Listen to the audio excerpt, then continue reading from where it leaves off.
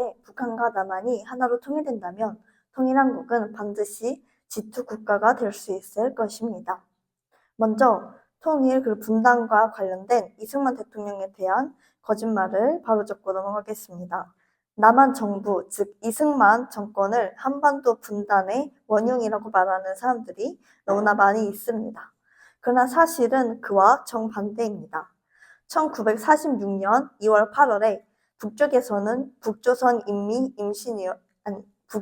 임시인민위원회, 즉 사실상의 공산정부가 이미 들어서 있었고 그 배후에는 소련이 있었습니다.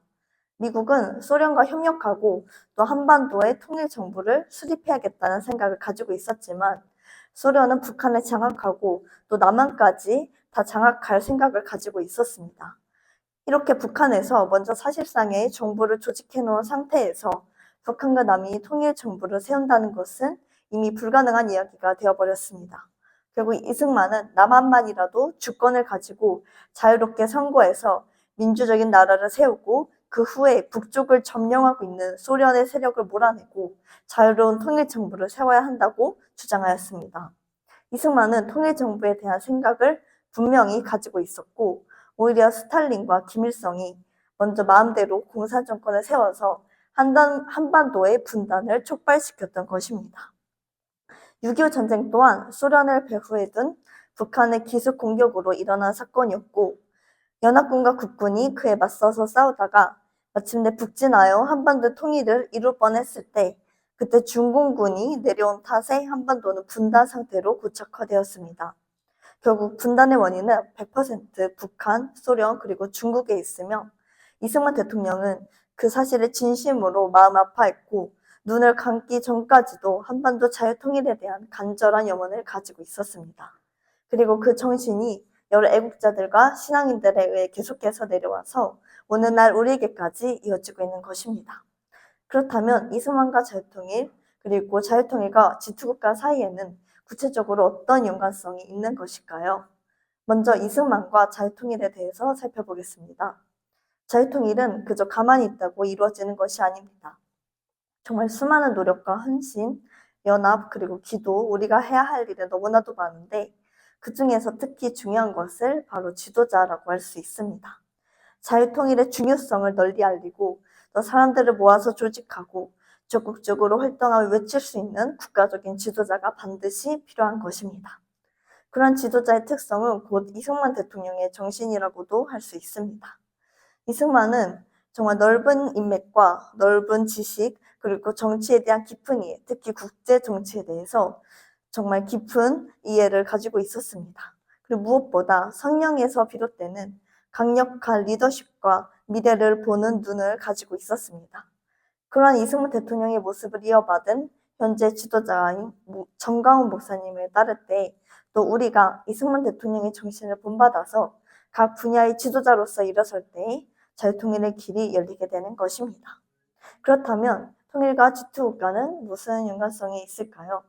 사실 통일 자체에 대해서 부정적인 생각을 가지고 있는 사람들도 많습니다. 북한이 너무나 가난하기 때문에 막대한 규모의 통일 비용이 들 것이고 그것이 우리나라에 큰 손해가 될 것이라고 생각하기 때문입니다. 그러나 통일 후에 북한을 개발하는 것은 우리나라를 개발하는 것이며 그 이익 또한 모두 우리나라의 것이 되기 때문에 이는 통일 비용이라기보다는 투자 비용이라고 말할 수 있습니다.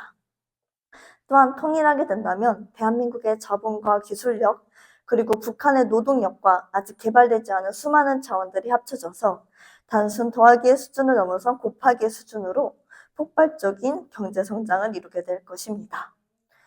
역사적으로 급속하고 규모가 큰 경제성장을 두 번 이룬 나라는 없었습니다.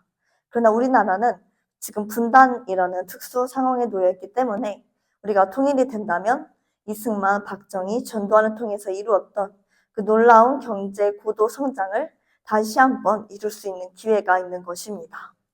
그래서 경제학자들이 통일 후에 우리나라의 경제 성장률이 어떻게 될지 연구한 자료를 보면 우리나라는 연평균 9%의 성장이 가능하고 또 북한은 연평균 약 17에서 25%까지 급격한 성장을 볼 것으로 추정된다고 합니다.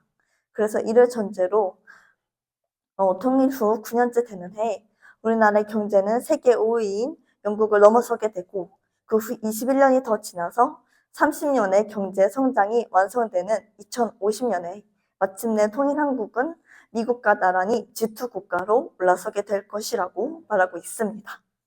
그래서 마지막으로 통일이라는 것은 이러한 경제적 또 정치적인 유익뿐만 아니라 우리에게 복음적인 사명이기도 합니다.